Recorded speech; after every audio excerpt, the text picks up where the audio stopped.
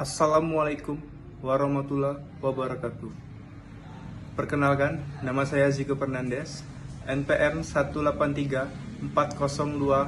18340200343. Baiklah, saya di sini akan menjabarkan materi yang berjudul Pembinaan Sumber Daya Manusia, hubungannya dengan pelestarian sumber daya alam, dan upaya meningkatkan kualitas sumber daya manusia melalui interaksi positif dengan lingkungan.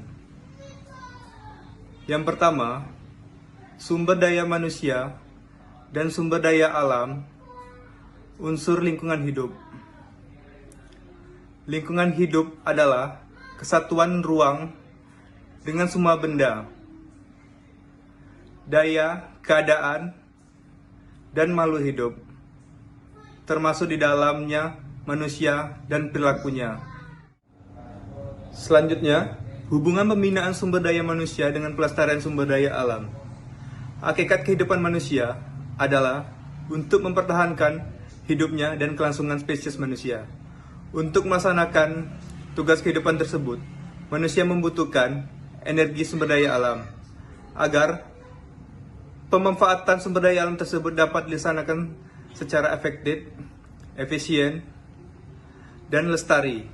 Maka, pelaksanaan pembinaan sumber daya manusia diarahkan pada pengembangan pikiran, perasaan, moral, dan lain-lainnya.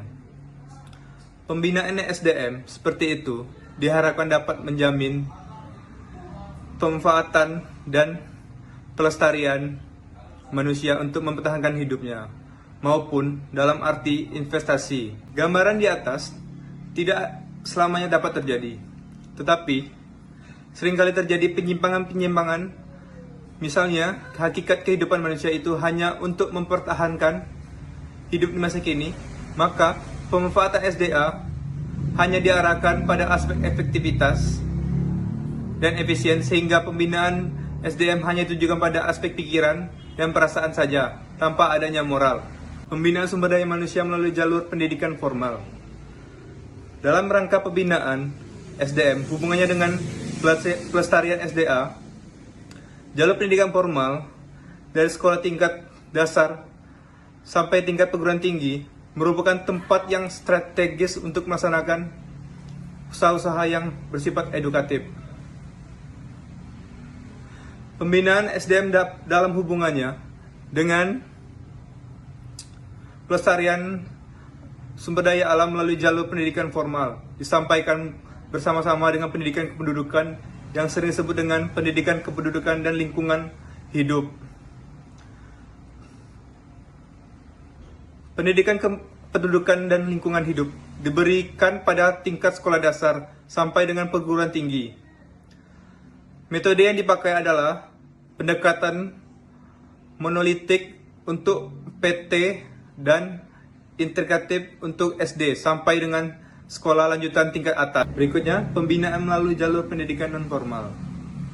Pada jalur pendidikan non-formal, ini sering diabaikan. Padahal, jika dilaksanakan dengan teratur, disiplin, maka hasilnya akan baik juga. Hal ini disebabkan jalur pendidikan non-formal jangkauannya sasarannya sangat luas. Di antaranya dapat diketahui sebagai berikut. Pertama, melalui keluarga. Menurut Wahyudi, fungsi pembentukan pribadi adalah sangat penting, dan di dalam keluarga lah seorang anak pertama kali berkenalan dengan norma-norma kehidupan. Di dalam keluarga pula, anak-anak belajar bermacam-macam kebiasaan. Yang pertama, lebih lanjut dari Sutari Imam Bernabib tahun 1990 mengatakan bahwa pendidikan anak memang merupakan hal yang sangat penting di dalam keluarga. Mendidik merupakan tugas yang pokok dari keluarga.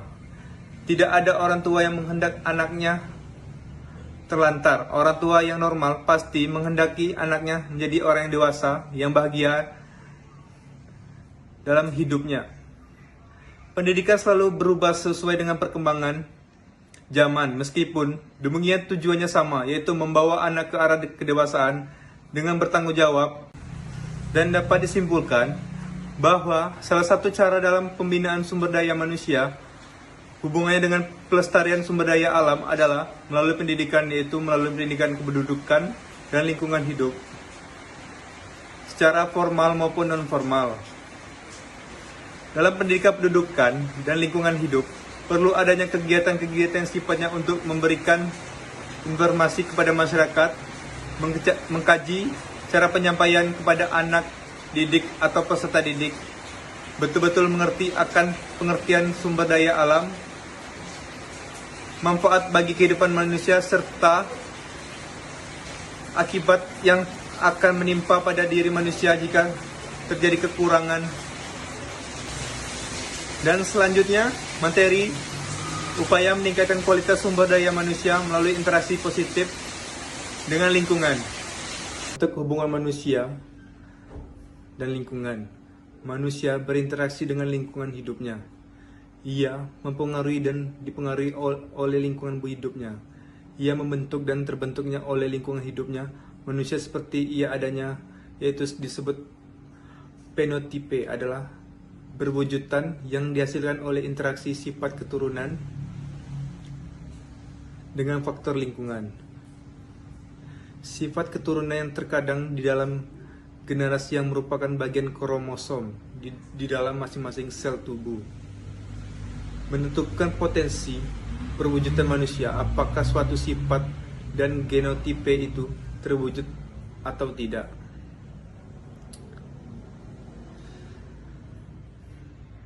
Telah dikemukakan di atas bahwa manusia memiliki potensi mengubah lingkungan yang jauh lebih besar dibandingkan makhluk lain di bumi ini.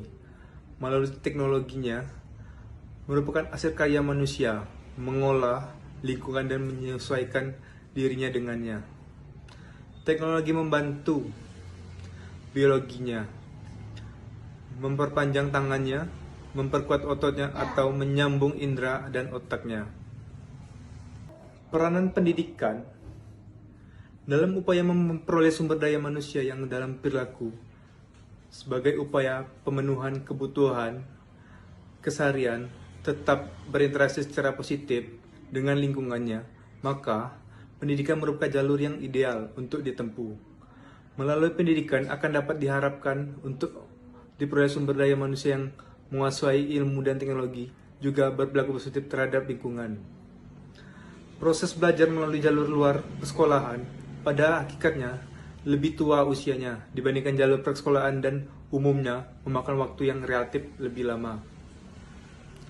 Jalur pendidikan luar sekolah sangat berguna sekali, terutama untuk memasyarakatkan pendidikan konservasi sumber daya alam, termasuk di dalamnya pelestarian sumber daya, serta mampu memberi dukungan yang sangat besar bagi keberhasilan pendidikan jalur sekolah.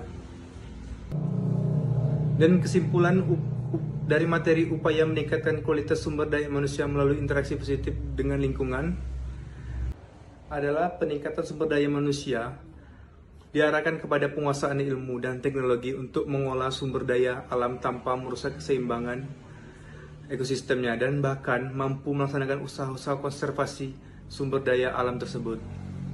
Dengan demikian, interaksi yang terjadi antara manusia Indonesia dengan lingkungan adalah interaksi positif. Untuk dapat berinteraksi positif, maka manusia Indonesia harus belajar untuk mengenal dan mengetahui kedudukannya sebagai salah satu unsur pembentuk ekosistem, baik melalui pendidikan persekolahan formal maupun persekolahan non-formal. Itu saja yang dapat saya sampaikan. Apabila ada salah kata, saya mohon maaf. Wassalamualaikum warahmatullahi wabarakatuh.